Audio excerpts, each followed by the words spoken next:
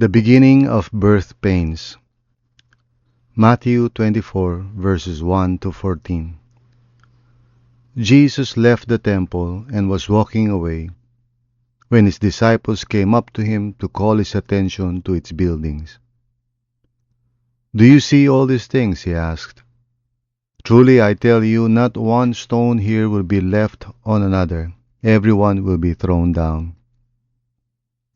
As Jesus was sitting on the Mount of Olives, the disciples came to him privately. "Tell us," they said, "when will this happen? And what will be the sign of your coming and of the end of the age?" Jesus answered, "Watch out that no one deceives you. For many will come in my name, claiming I am the Messiah, and will deceive many. You will hear of wars and rumors of wars, but see to it that you are not alarmed. Such things must happen, but the end is still to come. Nation will rise against nation, and kingdom against kingdom. There will be famines and earthquakes in various places. All these are the beginning of birth pains. Then you will be handed over to be persecuted and put to death, and you will be hated by all nations because of me. At that time, many will turn away from the faith and will betray and hate each other. Many false prophets will appear and deceive many people.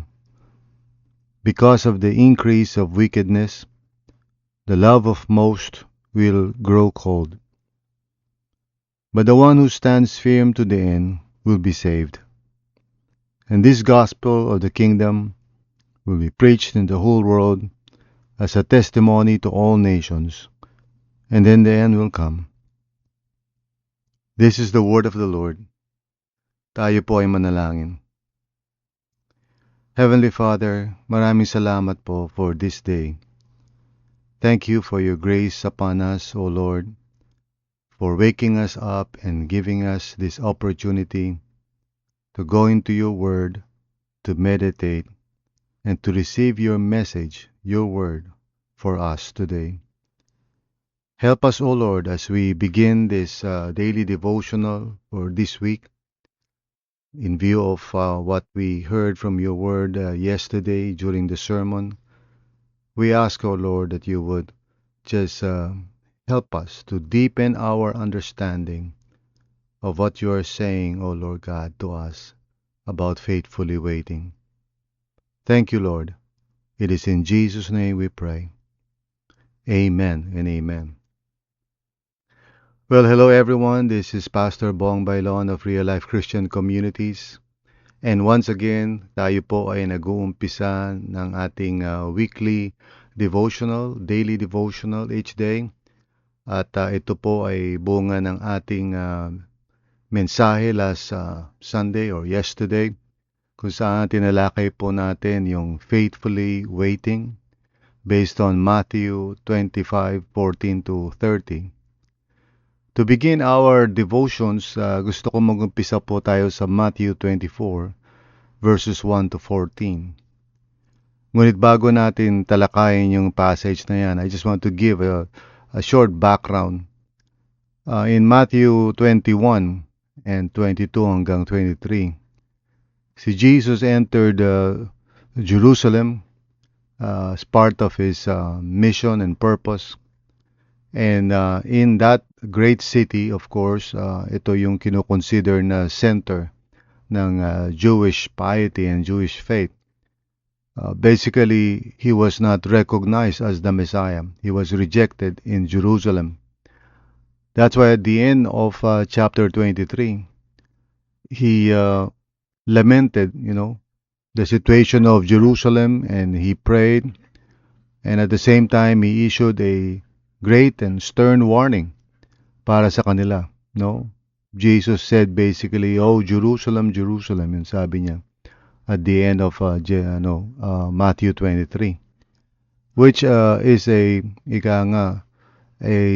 setup for the next chapters to come, particularly chapter 24 and 25.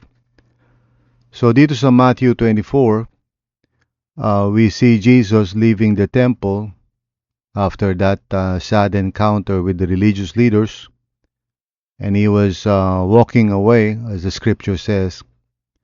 Tapos his disciples came up to him to call his attention to its buildings.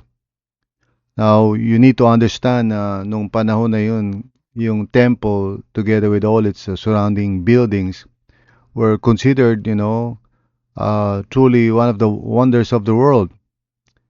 And in its magnificence talaga is a proud icon no ng uh, religious faith ng Israel. So, that city and that temple and that place, of course, symbolized really the epitome or the center of the Jewish faith in Yahweh. Now, Jesus, said suddenly and sternly, as a follow-through sa kanyang sinabi earlier in chapter 23 at the end of it. So sabi niya, do you see all these things? Referring to the temple and the buildings. Sabi niya, truly I tell you, not one stone here will be left on another. Every one will be thrown down. Now, sabi ng mga archaeologists, I haven't been to that place, pero ayon sa mga archaeologists or those who are experts, yung temple and its buildings were, it had a lot of stones, huge stones that no one really can carry. So yung statement ni Jesus na no, not one stone here will be left on another. It gives you an idea na it would be quite a judgment na darating sa Jerusalem for that to happen. Indeed, actually, it happened. About 40 years later after Jesus said this, in AD 70, nagkaroon ng, massive attack, ang Roman Empire against Jerusalem. And basically, they destroyed the whole place. They destroyed the temple and everything. So, nangyari yung sinabi ni Jesus dito sa chapter 24, verse 2. So, it was a literal prophecy that actually happened in history. Now, beginning in verse 3, there was a further conversation. Sabi nga niyan, as Jesus was sitting on the Mount of Olives, which is usually a place where Jesus and his disciples would have deep talks, about the kingdom of God. So the disciples came to him privately because they want to siguro understand better, since Jesus is their rabbi, their teacher. So sabi nila, tell us, they said, when will this happen? And what will be the sign of your coming and of the end of the age? Now, it seems to us, kung tayo yung parang babasa nito, it seems like the disciples are asking three questions. Una, when will this happen? Pangalawa, what will be the sign of your coming? And then pangatlo, what will be the sign of the end of the age? But actually, they're just asking one question, Nung sinabi nila na when will this happen, of course, they're referring to what Jesus said earlier, yung temple being destroyed or being made desolate, in other translations. But then in their understanding, based din sa kanilang yung tinatawag na eschatology or yung theology nila of the end times, they know that, related ito doon sa parousia, yung tinatawag na parousia, which is the revealing and the arriving of the Messiah. Not necessarily the second coming, because up to this point, the disciples are not so clear about that. They're not even expecting that Jesus, even though he told them several times that Jesus would actually leave them. So, they're not thinking of the second coming, at least at this point, Kaya sabi nila, what will be the sign of your coming? They're referring to yung how Jesus would be finally revealed as the Messiah to Israel, kasi the first time nung pumasok siya doon, nakita ng mga disciples that they did not recognize Jesus. So they're thinking there will be a time that they would recognize Jesus as the Messiah, which would also signal, yung tinatawag nilang the end of the age, which means the kingdom, is going to be restored to Israel, and Israel will become prominent again, overcome all her enemies and so forth. Now, of course, nandun yung kanilang expectation and orientation. So, interested silang malaman kailan ba mangyayari yun, because that's the reason why they follow Jesus, because they believe that He was the Messiah and that He will rule, uh, on behalf of Israel and over all nations.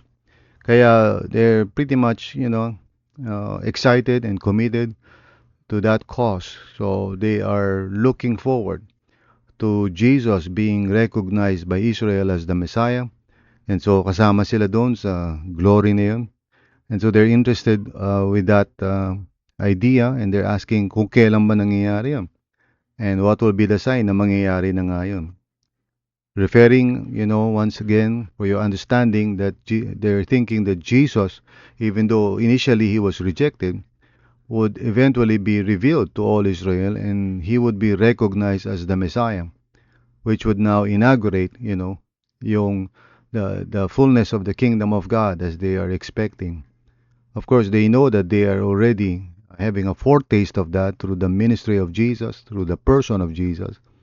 And they know that they are experiencing a preview of that kingdom and its power, pero not yet fully, as they know, kasi meron pa ring mga Roman Empire, subjugating Israel and so forth. Israel is not yet, nasa pinnacle ng kanilang calling to be the head, not the tail. Anyway, they're asking that question.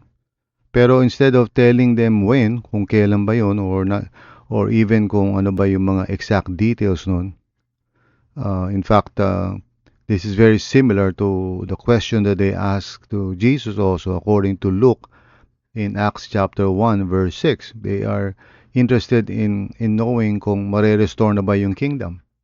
And sabi ni Jesus sa kanila doon sa Acts 1, na it is not for their information or knowledge na malaman nila yung times and dates that the Father has set. So very similar yung inquiry na yun dito sa binasa natin sa verse 3 ng Matthew 24. Now, the way Jesus answered this is found in verse 4 and following. Sabi rito, Jesus answered, "Watch out that no one deceives you." So instead of being preoccupied with the times and the dates and ano yung mga mangyayari, to usher in the kingdom of God, finally, sabi ni Jesus sa kanila, watch out that no one deceives you. So in other words, he is now about to explain what would transpire, especially as soon as the temple is destroyed. There will be events that will be happening, and he doesn't want his disciples to be alarmed or to panic or whatever, but to be informed, kung ano yung mga mangyayari. And he said, watch out that no one deceives you. So, posible na there might be some deceptions because he will no longer be present among them physically. He will be, dying on the cross and so forth, which of course hindi pa nila alam ano yung gravity ng mga mangyayari na yun. Hindi pa nila talaga but it's part of the parousia or the unveiling of the glory of Jesus, how he will be suffering, in Jerusalem and eventually die on the cross. But on the third day, he will rise again, and he will be with them for a little while, and then eventually he will ascend to the right hand of the Father. And thus included yun sa parousia niya, sa declaration niya of who he is, his identity. Which of course hindi pa ganun kalinaw sa mga disciples yun up to that point. Now, sabi sa verse 5, "For many will come in my name, claiming I am the Messiah, and will deceive many." That's an interesting statement. Sabi niya, many will come in my name. So in other words, this will be insiders or inside the church, pretending to be followers of Jesus, and yet ang kanilang preaching is, I am the Messiah. And they will deceive many. So, magkakaroon ng mga tao who would be from the church or inside the church who would start claiming na sila yung Messiah. And this is something na, di ba, nakikita na natin. In fact, nakita na natin yan dito sa Pilipinas. Nangyari na yan. There was this person who claimed that he was the Son of God. Di ba? So, there will be deception, sabi ni Jesus, of many people. So, siguro kung napapanood nyo yung mga gatherings nung ni Kibuloy, di ba? Daming mga tao ang naniniwala sa kanya. So, it's a massive deception. He also says in verse 6 na you will hear of wars and rumors of wars. And sabi ganyan, but see to it that you are not alarmed. So Jesus is telling his disciples basically that it would not just be parang instantaneous. There will be a period of time and there will be these events that will be happening that may seem like siguro while it is happening na parang katapusan na ng mundo. And yet Jesus was saying, don't be alarmed. Sabi niya, such things must happen, but the end, sabi niya, is still to come. So yung mga gera, yung mga awayan ng mga bansa, does not mean end of the world na. Although, for some who may go through that, like for example, in World War I and World War II, akala ng mga tao, katapusan na ng mundo. And then there's the Cold War, yung threat ng nuclear war. People are thinking, nako, ito na, katapusan na, or even today, siyempre, with the rise of AI and robotics, niisip na ng mga tao, parang magiging Terminator na tayo, parang katapusan na ng mundo through technology. All of that is, of course, alarming pag inisip mo, pero sabi ni Jesus, such things must happen, but the end is still to come. He also said in verse 7, nation will rise against nation, and kingdom against kingdom. So there will be rebellions, and uprisings and taking over of one nation over another, di ba? So mga bansa trying to conquer other countries and so forth. Well, we're seeing that as well right now. And well, of course, throughout history, kung tutusin. There will be famines, sabi niya, and earthquakes in various places. Now, pag may mga nangyayari, mga trahedya na ganyan, mga catastrophes, sometimes we're thinking, uy, katapusan na talaga, end of the world na. But the Lord Jesus is saying, this will be part of it. Sabi nga niya sa verse 8, all these are the beginning of birth pains. In other words, when we see these things and they would happen, parang birth pains daw yan. Now, yun yung illustration o metaphor nung nangyayari. Parang malapit ng manganak. Now, for those of you who are listening who have experienced that, madali yung maunawaan yan. For the rest of us who are men, for example, simply we can only imagine how that feels like. Pero the idea is yung hindi pa mangyayari, kundi nandun na yung mga senyales na mangyayari yun. So yun ang point ni Jesus.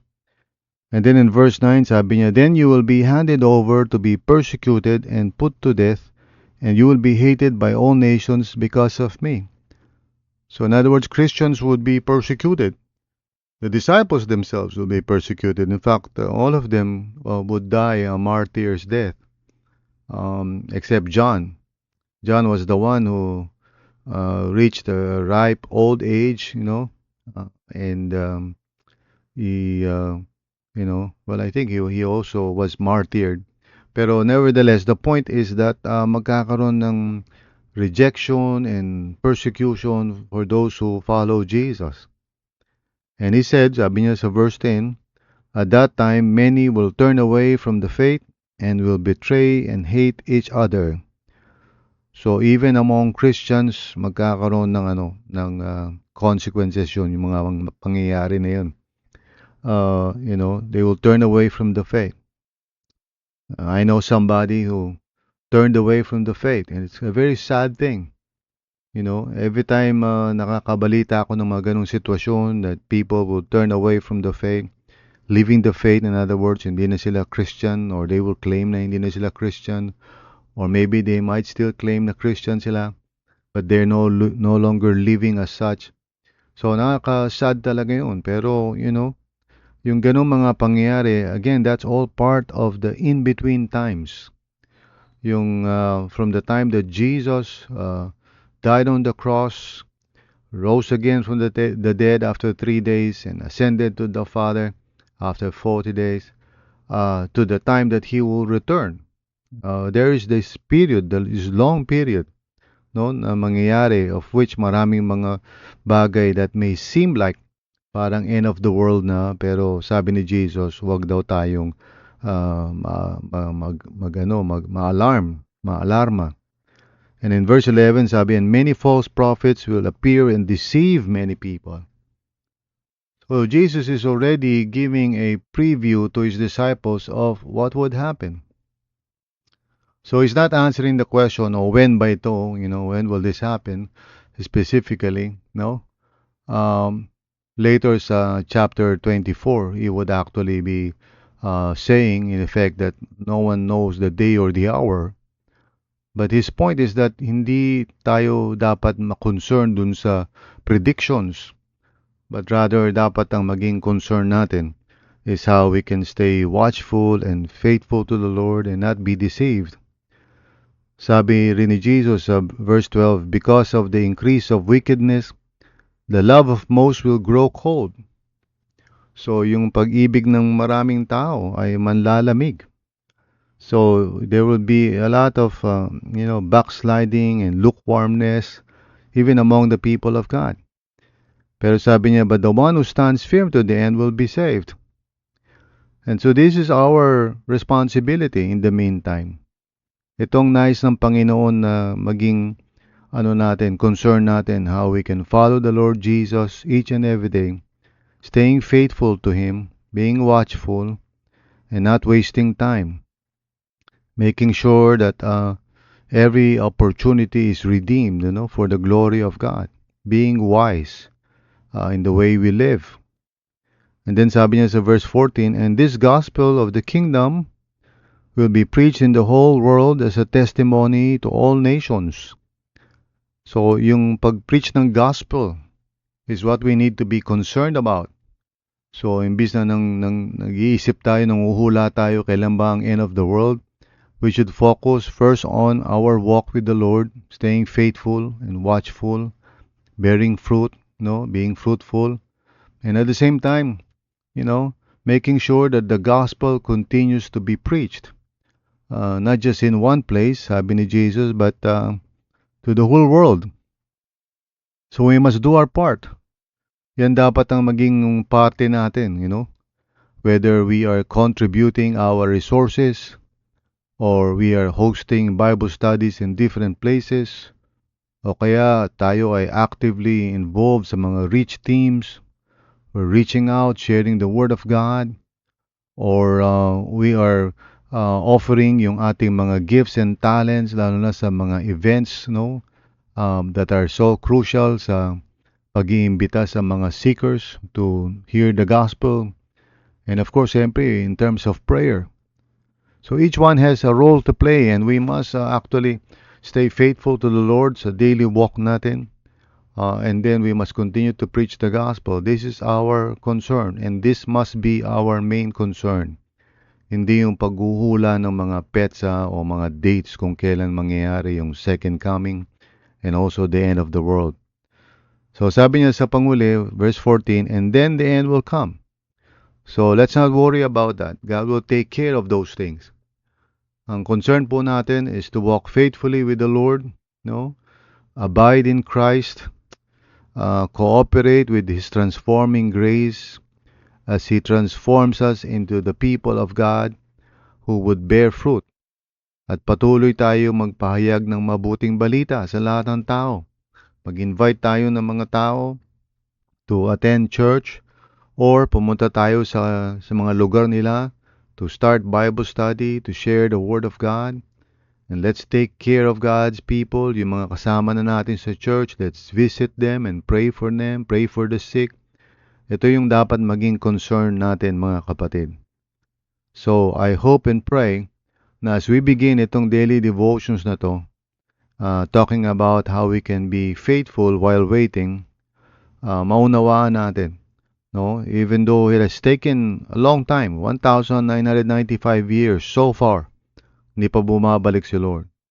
And if it would take another 1,995 years more, we don't know.